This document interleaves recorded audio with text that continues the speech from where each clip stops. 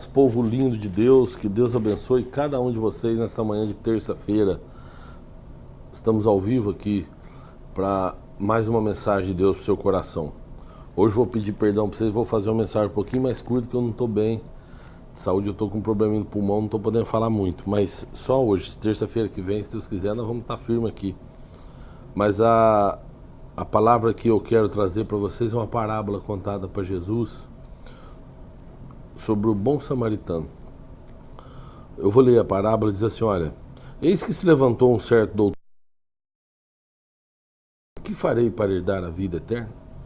E disse-lhe Jesus: o que está escrito na lei? Como você entende?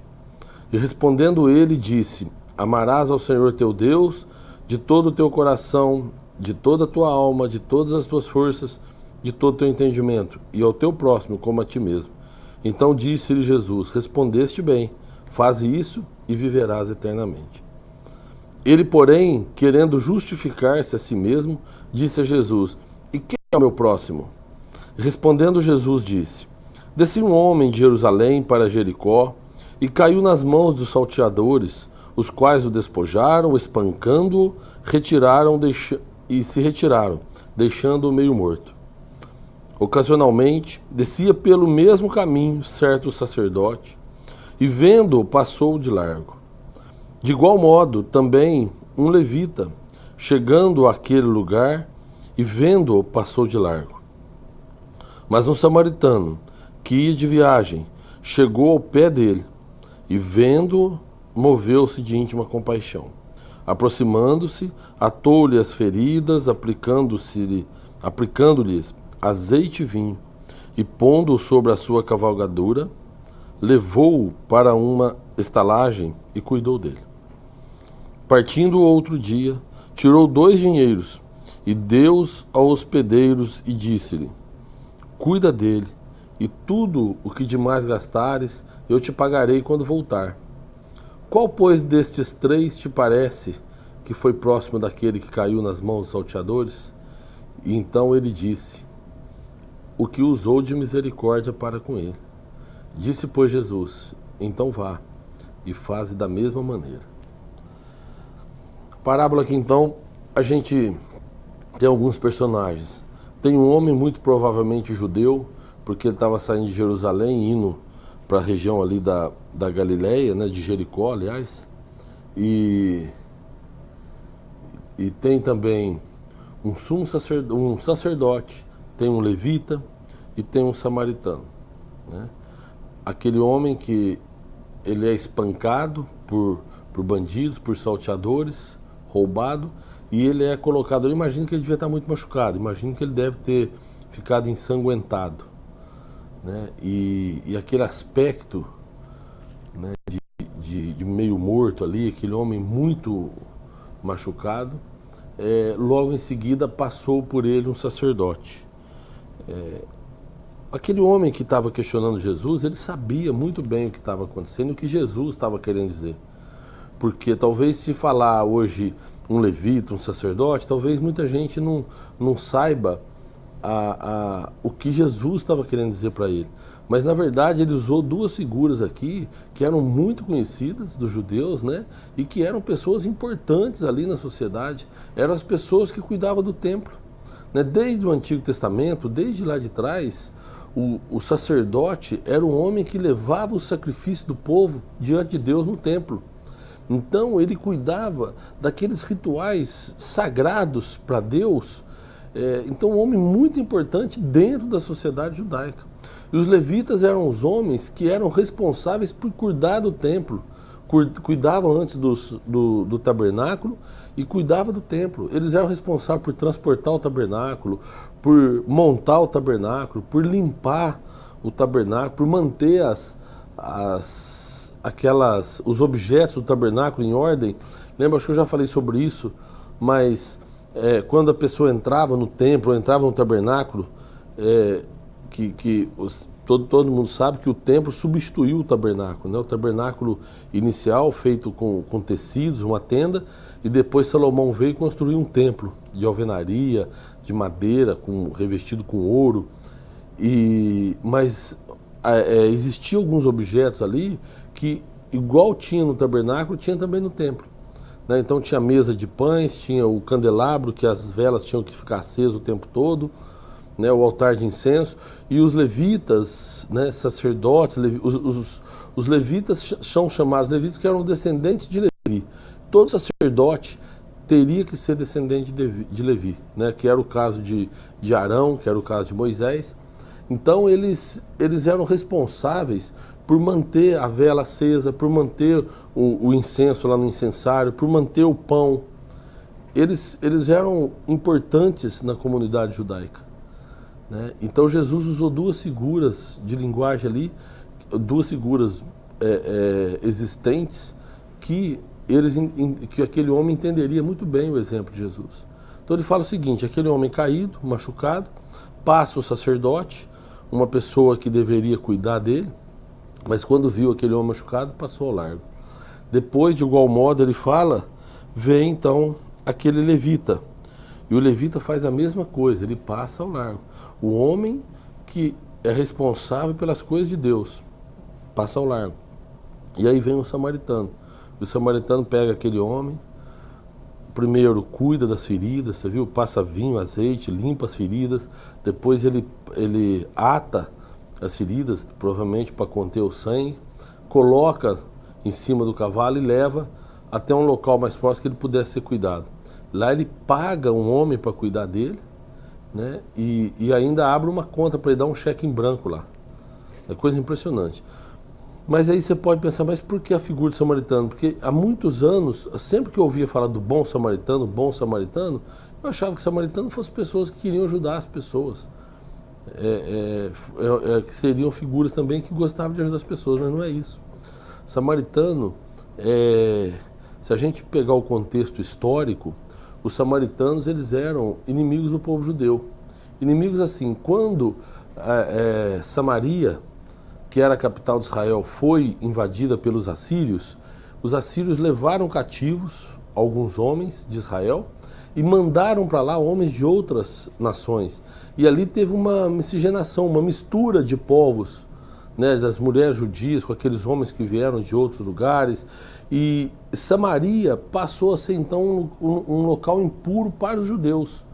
Um local onde aquele povo não poderia conviver com o povo judeu, porque tinha uma mistura ali de outros povos, né? E o povo judeu não aceitava isso. E vai passando o tempo, e Samaria então vai recebendo pessoas de outras nações. E aí se tornaram inimigos, a ponto de quando Esdras, Neemias, Zorobabel, quando aqueles homens que tinham sido exilados lá na Babilônia, quando eles tinham vivido, tinha ido e saquear Jerusalém, né, e levou cativo alguns homens, e depois aquele povo que estava lá foi autorizado a voltar para Jerusalém para reconstruir o templo, reconstruir os muros da cidade. Os samaritanos se opuseram, eles foram e tentaram impedir a reconstrução do templo, né? E aí ali declara guerra e aí então se tornam realmente inimigos. E pra você ter uma ideia, Jesus, ele, acho que está até um pouco atrás aqui, Jesus, ele tem uma situação que ele pede para alguns discípulos irem até Samaria, onde ficavam os samaritanos, e pedir hospedagem para ele, que ele ia viajar, fazer uma viagem longa, e ficava no meio do caminho em Samaria. E ele queria dormir ali, e não deixaram, por ele ser judeu. Né? Para você ter uma ideia, Lucas capítulo 9, a partir do versículo 51, fala assim, olha, aconteceu que completando-se os dias para a Assunção, manifestou o firme propósito de ir para Jerusalém, e mandou mensageiros diante da sua face, indo eles, entraram numa aldeia de samaritanos, para lhe prepararem pousada, mas não receberam, porque o seu aspecto era como de quem ia para Jerusalém. E os discípulos Tiago e João, vendo isso, disseram, Senhor, queres que digamos que desça fogo do céu e os consuma, como Elias também fez? Voltando, porém, repreendeu-os e disse, vós não sabeis de que espírito sois, pois o Filho do Homem não veio para destruir as almas dos homens, mas para salvá-las. E foram para uma outra aldeia. Então, olha só, isso aqui foi na sequência. Jesus tinha acabado de ser como diz a palavra, eles não tinham recebido Jesus na sua própria aldeia, não quiseram receber, tinha sido rejeitado, veio a palavra agora. Jesus tinha acabado de ser rejeitado por eles, né? Mas ele dá uma lição nos seus discípulos, falando: eu não vim aqui para destruir as almas, eu vim para salvar as almas que estão perdidas. Eu até postei uma frase parecida com essa ontem, né, no Facebook, mas Jesus ele veio realmente para salvar aquele que estava perdido. Mas voltando aqui à nossa história, quando Jesus ele usa então a figura do samaritano, ele quer mostrar para aquele homem o seguinte, que aquele homem que o samaritano tinha tudo para não ajudar também. Era um povo inimigo, um povo que não tinha, mas ele teve a compaixão, ele teve a misericórdia daquele homem, cuidou daquele homem como se fosse um filho, né? E aquele doutor da lei que tinha questionado Jesus aprendeu a lição. Na verdade, nós precisamos fazer isso pelas pessoas, independente se são nossos parentes, independente se são nossos amigos, né? O que nós precisamos é ajudar o necessitado, seja ele quem for, né? Seja ele alguém que não gosta de você, porque às vezes acontece isso também, às vezes a pessoa tem muitos problemas com o vizinho, às vezes o vizinho chato e começa a brigar, e às vezes precisa de uma ajuda, né? E a gente se recusa a ajudar por causa de coisas que nos fizeram no passado, por causa de coisas que a gente não concorda, mas naquele momento ali, quando você ajuda, é como se estivesse estendendo as mãos para o céu, é como se estivesse fazendo algo para o reino de Deus. Nós precisamos ter isso no nosso coração, esse desejo de ajudar mais as pessoas, né? Independente de quem elas sejam.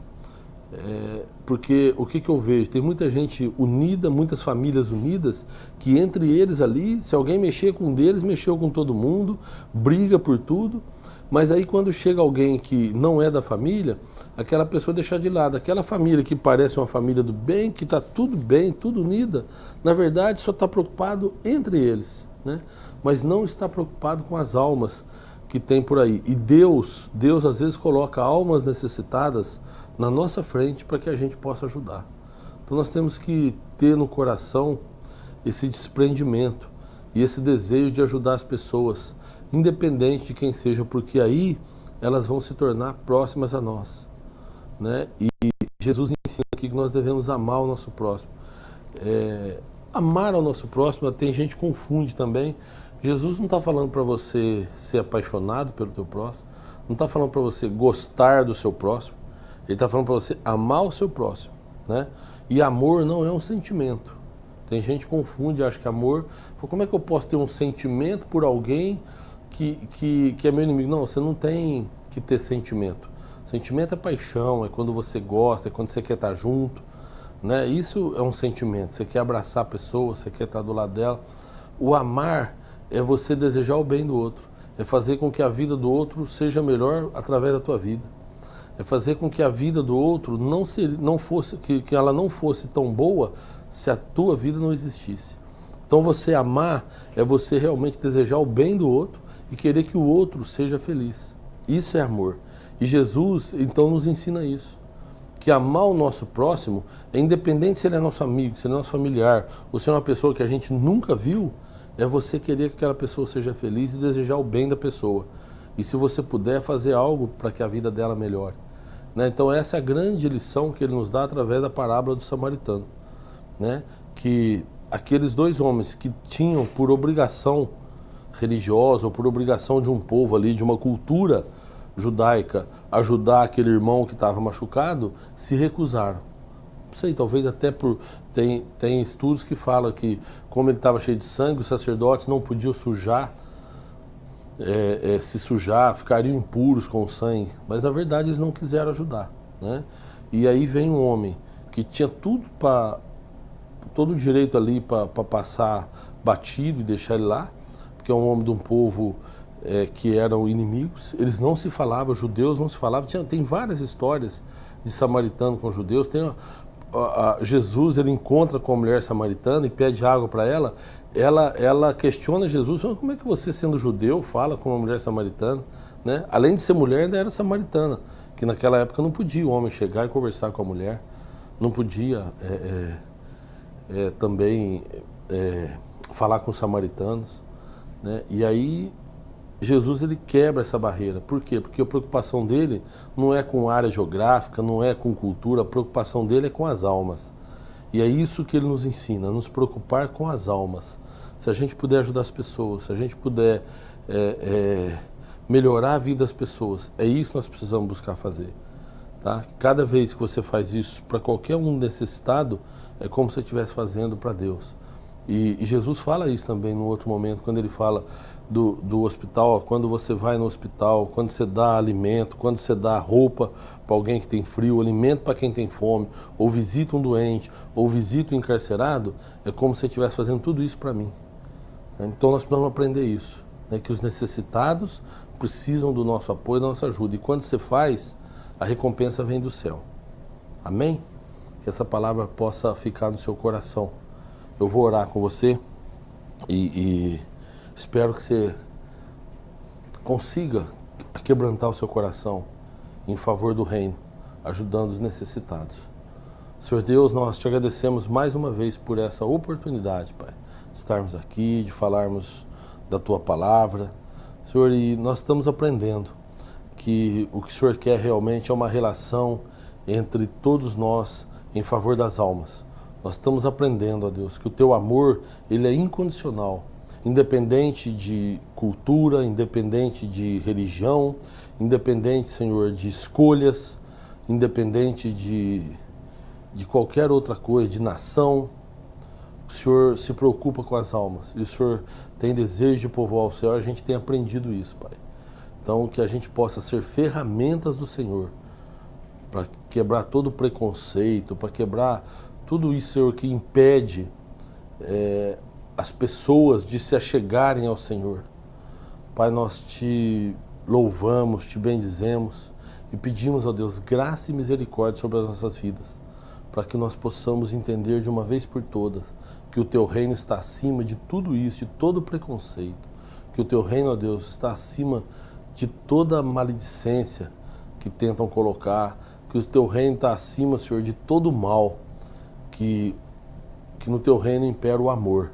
E o amor, Senhor, é aquilo que leva as almas para a fé. O amor é aquilo que nos movimenta em favor das almas. Então nós te agradecemos, ó Deus, por essa oportunidade e pedimos, ó Deus, que o Senhor coloque em nós um coração quebrantado, um coração humilde, para que a gente possa se ajudar uns aos outros.